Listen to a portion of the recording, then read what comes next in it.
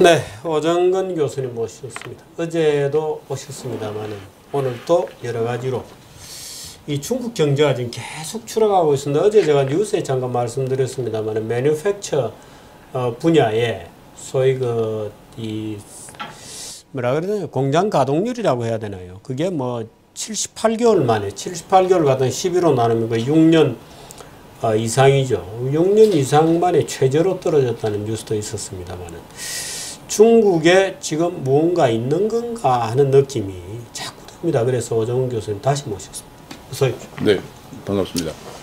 지금 중국에 지금 현재 바로 어제 발표된 그 구매자 관리 지수라고 하는 게 이제 구매자 관리 지수라는 게 일종의 제조업의 구매 담당자들에게 지금 앞으로 얼마나 구매할 것인가 하는 것에 설문조사를 하는 거기 때문에 말하자면 각 집의 가정주부들에게 조사하는 거죠. 그렇습니다. 그래서 이제 제조업의 단기 동향을 가장 빨리 알 수 있는 겁니다.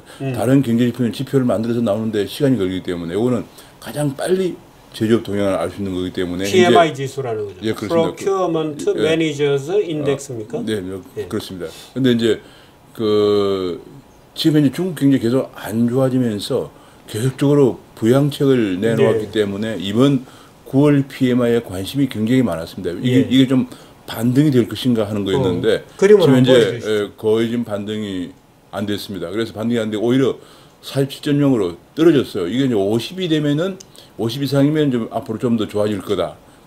그런 얘기인데 늘릴 거다 이런 거죠. 네, 그렇습니다. 구매를 늘릴 거다. 그런데 지금 50 이하라는 것은 구매를 줄일 거다는 거죠. 그렇습니다. 구매를 줄이겠다는 얘기가 지금 몇 개월째 계속이 되고 있고 보통 47 그러면은 현재 이 PMI 지수를 만들고 있는 국가가 한 30개국인데 아마 가장 낮은 지수일 겁니다. 아, 그렇습니까? 예, 현재 47 정도 나오는 데가 한국하고 중국인데요. 아, 한국도 저렇게 나오나요? 예, 지금 한국에서는 언론을 많이 보도가 나오고 있는데 한국의 구매자 관리 지수도 47 근처에 와 있습니다. 그래서 굉장히 한국과 중국이 굉장히 아주 안 좋은 상황인데 그래서 중국이 이번 9월 구매자 관리 지수를 볼 때 3분기 성장률이 2분기보다 나빠질 것이라는 것을 예고해주고 있습니다. 그것 때문에 이제 2분기 성장률이 7.0이었기 때문에 하반기 성장률을 가늠해 볼 수 있는 3분기 성장률이 7%가 될 것인가 안 될 것인가 하는 것에 관심이 많았었는데 이번 구매자 관리 지수를 보니까 무조건 7% 밑에다. 예, 무조건 7% 밑이고 한 6% 후반대 정도로 주저앉을 가능성이 있다. 사실은 2분기에 7.0%도 마사지가 좀 들어간 뭐 그런 것은 이제 파이낸셜 타임즈가 공개적으로 얘기를 했습니다. 근거 없는 건 아니고 이제 파이낸셜 타임즈는 본래 공장을 돌리려면 전력을 써야 하기 때문에 전력 사용량을 보면은 대충 그 GDP 성장률과 상통해야 되는데 일관성이 없다. 그래서 지금 소위 이제 리커창 지수라는 거죠. 그래서 그걸 가지고 보면은 한 5% 성장 정도밖에 안 됐을 거다는 게 파이낸셜 타임즈의 추정입니다. 분석이었죠. 그러니까 그런데 이제 지금 더 이제 떨어졌습니다. 그래서 이게 큰 문제인데 문제는 이제 더 떨어진 가장 큰 이유가 현재 수출이 안 되고 있어서 그렇습니다. 수출 좀 여부 말지만 보통 좋을 때는 30% 가까이였거든요. 지금 수출이 요거 올라간 거는 이제 그 전에 뭔가 기술적인 문제 전년 동기인데 이거는 통계 대비 왜냐면 중국은 구정이 중요한데 구정이 언제 깼냐 그것 때문에 그런 건데 지난해 구정 때가 마이너스였기 때문에 지금 요거는 계절적인 요인이고 지금 전반적으로 0%대가 안 되고 있습니다. 그러니까 중국 수출이 이만큼 안 되면서 성장률이 계속 떨어지고 있습니다. 지금 아까 말씀드린 건데 지금 성장률이 본래 이 정도 되던 성장률이 2012년부터 7%로 떨어져서 금년 상반기에는 7%까지 떨어졌죠. 그래서 금년에 요거는 IMF가 금년에 하반기에는 7%가 안 돼서 IMF 전망이군요. 6.8이 될 거다 그러고 내년에는 6.3이 될 거다 이렇게 전망하는데 성장률이 이렇게 떨어지기 때문에 결국은 제조업 가동률이 떨어지고 가동률 떨어지니까 지금 가동도 안 되고 있는데 뭘 더 구매할 수는 없는 거거든요. 그래서 제조업 PMI 구매자 관리 지수가 계속 떨어지고 있어서 중국 경제 하반기 전망이 어둡다 그런 얘기가 되겠고요. 지금 그러다 보니까 그 자체가 뭐 문제기도 하지만은 제일 큰 문제는 그러다 보니 중국 수입을 안 합니다 이제. 거의 비슷하군요. 수입은 수입은 완전 마이너스입니다. 수입을 안 하니까 어떤 문제가 생기느냐? 중국에 수출을 많이 했던 국가들 이게 그건데 주로 이제 한국이죠, 뭐. 자원 수출 국가들. 요거는 자원 파란 게 전부 자원 수출 국가들입니다. 아, 녹색. 네, 녹색이 뭐 호주 같은 것도 있고 그다음에 뭐 여러 이제 사우디아라비아, 필리핀. 예, 뭐 주로 중동 원유 국가 그다음에 남미 그다음에 뭐 그렇습니다. 그럼 동남아. 아, 노란 거는 공산품 수출국. 예, 노란 거는 주로 이제 싱가포르, 코리아, 예, 공산품 타일랜드, 수출국. 베트남, 저펜. 예, 이런 나라들이 많은 나라들인데 이 나라들이 이제 중국에 대한 수출 비중도 높고 또 GDP에 차지하는 수출 비중이 높기 때문에 이 두 개를 곱하면은 중국의 그 나라 경제가 얼마나 노출되어 있느냐 하는 걸 알 수가 있습니다. 그래서 이거는 그 노출도 순서별로 쭉 정리를 해 놓은 건데요. 이런 나라들이 굉장히 이제 중국 경제가 이렇게 추락을 하면서 위험에 노출되고 있다 그런 얘기입니다. 그래서 이제 이런 걸 보면 한국도 굉장히 높은 편입니다. 노출도가. 왜냐하면 예. 중국 수출 의존도가 25.4%고 또 우리나라가 GDP에 차지하는 수출 비중도 50% 넘기 때문에 예. 노출도가 10.9% 높게 나오고 있습니다. 근데 이제 요것이 일단 노출이 되고 나면 어떻게 되느냐? 그 다음에 이제 문제는 그런 나라들의 문제 이런 나라들에서 이미 벌써 이제 중국 경제가 안 좋아진다는 이렇게 PMI 지수가 나쁘게 나오고 하면서 돈이 빠져나가기 시작해서 환율이 급등을 하고 있습니다. 가장 많이 급등한 데가 브라질로서 연초 대비해 가지고 9월 18일 며칠 전에까지 45%가 환율이 올라가 가지고 S&P는 브라질 레알화 가치는 폭락입니다. 예, 폭락이 환율이 올라간 게 가치가 폭락한 예. 거죠. 그래서 이번에 S&P는 브라질에 대해서는 투기 등급으로 신용 등급을 예. BB 플러스로 낮추었습니다. 그 외에 이제 이런 나라들 남아프리카도 거의 광물 자원을 수출하는데 40% 가량을 중국으로 보내고 있습니다. 예. 호주도 농축수산물을 중국으로 많이 보내고 있고 멕시코, 말레이시아 이런 나라 전부 자원 수출 국가고 이제 요거는 이제 공산품 수출 국가들입니다. 그래서 예. 이런 나라들이 환율이 지금 올라가면서 지금은 이제 브라질은 벌써 위기 상황에 들어갔고 나머지 나라들도 미국이 금리를 올리고 하면은 상당히 충격을 받을 가능성이 크고요. 더 외화가 빠져나갈 거고 이런 나라 중에서 외환 보유액이 부족하면은 여기 이제 이쪽 축이 이제 외환 보유 외채 마이너스 외환 보유액인데 이리 갈수록 외환 보유액이 많다는 얘기죠. 이쪽으로 갈수록 외채가 많다는 얘기입니다. 그렇군요. 그래서 이런 나라들이 먼저 위험한데 사실은 브라질 여기 있죠. 그다음에 인도네시아, 호주 뭐 등등이 있습니다. 이런 나라들이 이제 호주도 외채가 많군요. 호주 외채가 많습니다. 호주라는 게 뭐 공업이 없고 주로 농축수산물을 수출해서 사는 나라인데 예. 요새 원자재 가격이 계속 폭락을 하면서 지금 이런 상황이에요. 그래서 이런 나라들이 굉장히 지금 1차적으로 아마 중국 경제가 계속 둔화되는 가운데 미국 금리가 올라가면은 이런 나라들은 일단 중국의 노출도가 심하면서 외채가 많기 때문에 위험에 노출 1차적으로 위기 가능국입니다. 그 다음에 이제 우리나라 같은 경우에는 우리나라군요. 파란. 우리나라 일단 외환 보유액보다 외채는 많지만은 요 쪽은 경상수지입니다. 예. 요쪽은 경상 흑자고 경상 적자인데 요런 나라들 왜냐면 외채도 많으면서 경상수지도 적자거든요. 그래서 지금 이게 문제가 되는 상황 가능성이 의심스러워. 이거는 아주 위험한 나라들이고 요런 우리나라하고 싱가포르 같은 경우에는 일단은 경상수지는 흑자이기 때문에 1차 위기에는 감염이 안 될 것으로 전망이 됩니다. 그러나 이제 이런 나라들이 동남아 우리 주변 국가들이 위기를 당하게 되면은 우리나라의 과거에도 그랬죠. 전염이 될 가능성이 큽니다. 왜냐하면 이제 우리나라가 여전히 그 신흥시장국으로 분류가 되어 있습니다. 지금 오 교수님은 위기가 시작되었다고 보시는군요. 브라질 같은 데는 시작이 되고 있습니다.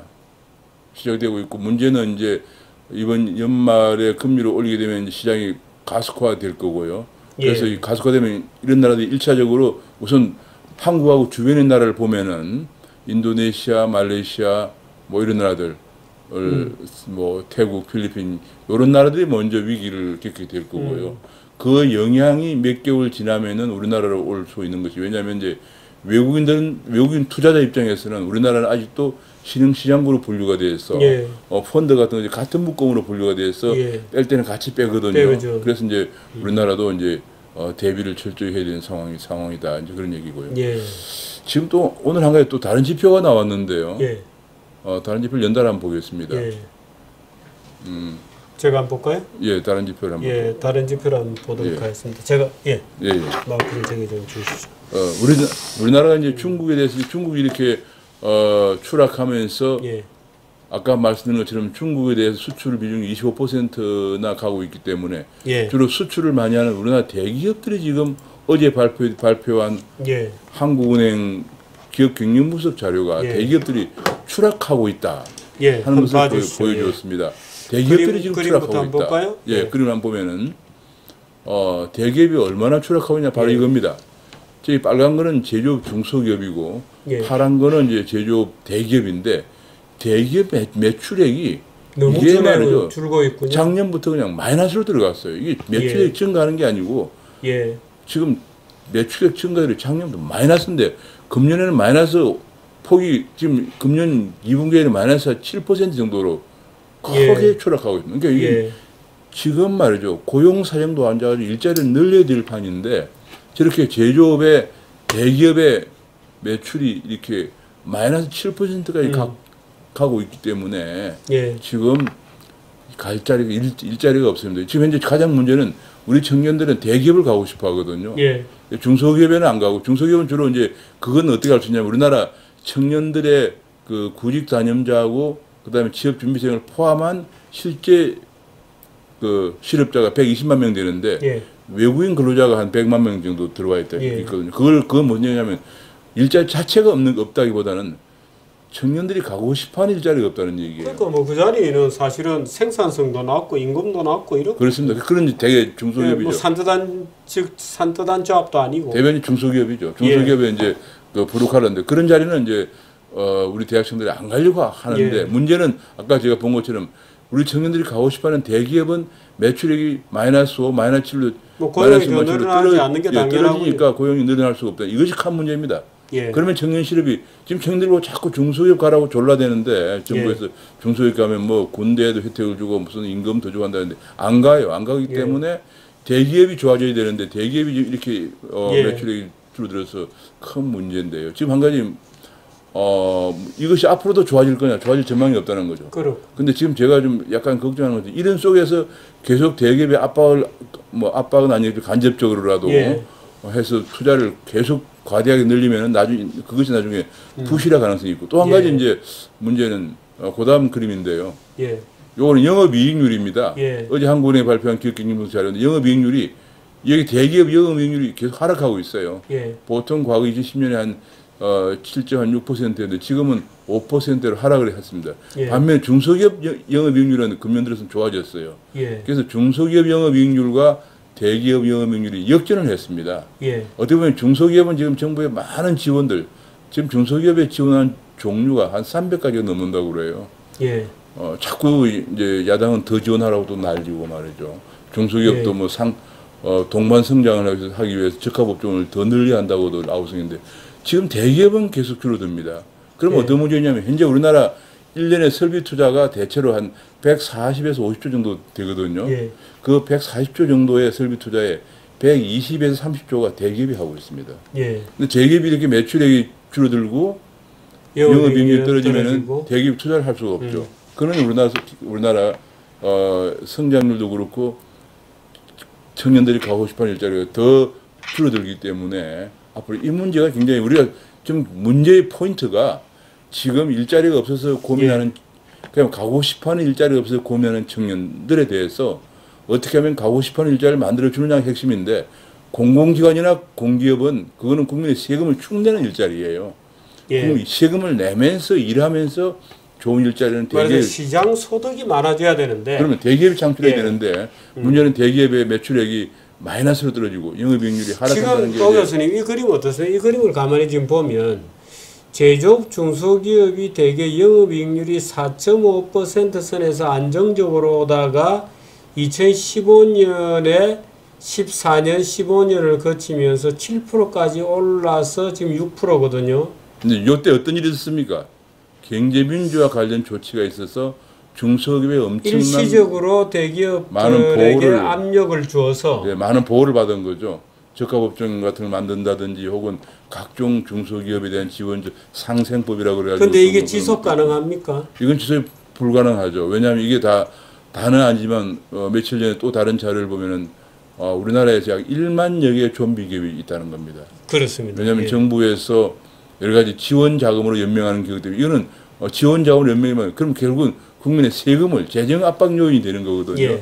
결국은 그런 요인이 아닌 결국 이 그림은 무너지게 돼 있는 거죠. 네, 무너지고 결국은 이쪽에서 청년들이 가고 싶어하는 일자리를 만들어내는 대기업들이 여기 보면 또 대기업들의 매출액이 증가하면서 일자리가 생기게 되거든요. 예. 근데 이 부분이 지금 제가 뭐 저는 정치적으로 뭐 좌우를 떠나서 어제 나온 그 보도를 보면은 아직도 이런 데도 불구하고 아직도 대기업을 더 옥죄는 경제 민주화가 필요하다고 얘기하면서 또 뭐 중소기업 적합업종 예, 법 만들자는 거거든. 중소기업 적합업종을 3년째 통과 안 되고 있는 서비스 발전 기본법하고 같이 딜을 하자는 얘기를 하는 걸 듣고 정말 우리 청년들에 대해서 일자리를 진정으로 생각한다면은 그런 얘기를 할 수 있겠는가 하는 그런. 아니 근데 지금 안타까운 야당이 정당 같지 않고 아니, 뭐 그건 완전히 또 무슨 노조 같아요. 정치적인 문제니까 제가 얘기하기 못합니다만. 노조 같은 가장- 거 이거 야 뭐 하나 통과시켜 줄 테니까 말도 안 되지만 미안하지만 이것도 바타하자.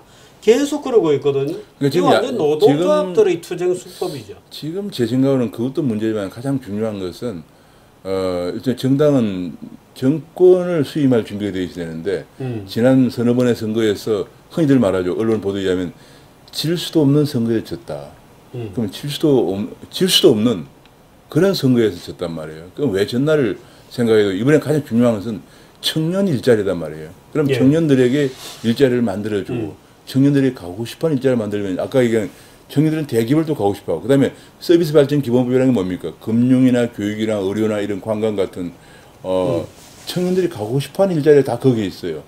그거를 3년째 지금 통과 안 시켜주고 있으면서 지금 3년이 넘었습니다. 3년이 넘었는데 통과 안 시켜주고 있으면서 그거 통과시켜주는 대가로 또 중소기업을 고유업종 제도를 예. 법제화하자. 적합업종을 더 늘리자 이런 얘기가 나오는 거 보면서 야 아직도 이게 선거에 그렇게 치고도 뭔가 좀 자성이라든지 성찰이 없는 거 아닌가 하는 안타까움. 저는 뭐 정치하고는 거리가 멉니다만 그런 안타까운 생각이 들었습니다. 뭐 정권 잡는다는 생각이 별로 없는 모양이에요. 국회의원은 좋기 때문에 괜히 정권 잡아서 책임지고 이런 거 싫고 그래서 국회의원으로 엔조이하고 뭐 그러게 그저 아무나 불러가지고 혼이나 내고 그러게 하겠습니다. 그래서 완장 차고 국회의원이나 열심히 즐겁게 저는 하겠다. 이 시점이 지금 청년 실업 문제가 그야말로 시대적 과제로 등장을 하고 있고 그런 상황이기 때문에 정말로 어떻게 지금 가장 중요한 포인트는 청년들이 가고 싶어하는 일자리를 많이 만들어준 정책에 몰입을 하고 치중을 해야 할 때다. 그러기 위해서는 지금까지 뭐 해온 일이 다 틀렸다는 건 아니고 뭐 바른 부분도 있었지만은 예. 지금은 시대적 과제인 청년 실업 문제를 해결하기 위해서 예. 좀 전향적인 시각을 가질 필요가 있다 하는 예. 생각이 듭니다. 네, 여기까지입니다. 네, 고맙습니다. 감사합니다. 예. 네, 광고 하나 들으시고 장 박사 만나겠습니다.